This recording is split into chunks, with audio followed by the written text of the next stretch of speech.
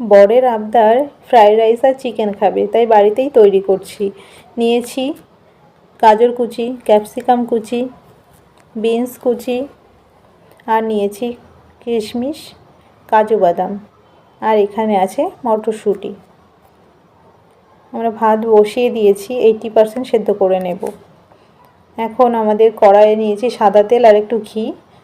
হালকা মিডিয়াম আঁচে রেখেই ব্রাউন করে ভেজে নেব কাজু বাদাম। আমাদের ভাজা হয়ে গেছে, এবার দিয়ে দেব কিশমিশ। কিশমিশটাও হালকা ব্রাউন করে ভেজে নেব। আমাদের কিশমিশ ভাজা হয়ে গেছে, এখন আমরা তুলে নিচ্ছি। এবার ভেজে নেব গাজর। তোমরা কিন্তু ভিডিওটা স্কিপ করো না, স্টেপ বাই স্টেপ দেখতে থেকো। তোমাদের যদি ভালো লাগে অবশ্যই কিন্তু বাড়িতে তৈরি করে খেতে পারো। আমাদের গাজরটা হালকা ভাজা হয়ে গেছে, এখন দিয়ে দেব ক্যাপসিকাম। একা হাতেই রান্না করছি, এক হাতে আবার ভিডিও করছি, তাই একটু প্রবলেম হচ্ছে। তোমরা কিন্তু স্টেপ বাই স্টেপ দেখতে থেকো। তো দেখো হালকা ভাজা হয়ে গেছে, এখন দিয়ে দিচ্ছি বিনস। বরের আবদার মেটাতে তো হবেই, আর আমাদের 1 মাস বিবাহিত জীবন পূর্ণ হয়েছে, ওই উপলক্ষেই রাইস আর চিকেন করা।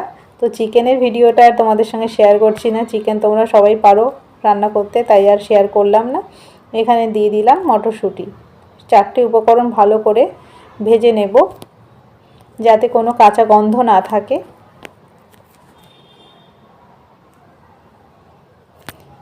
এরপরে দিয়ে দেবো আগে থেকে ভেজে রাখা কাজু বাদাম আর কিশমিশ। সব কটা উপকরণ মিডিয়াম আঁচে রেখেই সুন্দর করে ভেজে নেব। আচ্ছা, তোমাদের আমার ভিডিও কেমন লাগে অবশ্যই কিন্তু জানিও। আর তোমাদের ভিডিওটা যদি ভালো লাগে বাড়িতে এইভাবে তৈরি করে রাইস খেয়েও খুব ভালো লাগবে, আশা করি খুব ভালো লাগবে। তো আমাদের ভাজা হয়ে গেছে, এবার আমরা রাইসের সঙ্গে মিশিয়ে নেব। আমি কিন্তু বলেছি 80% সেদ্ধ করে নিয়েছি রাইসটা, আর দেখো রাইসগুলো কত সুন্দর হয়েছে, একটাও ভাত ভাঙিনি আর গায়েও লেগে নেই।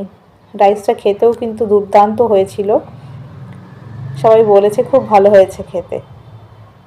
তো তোমরাও জানিও কমেন্ট বক্সে কেমন লাগলো ভিডিও, অবশ্যই জানিও। টাটা।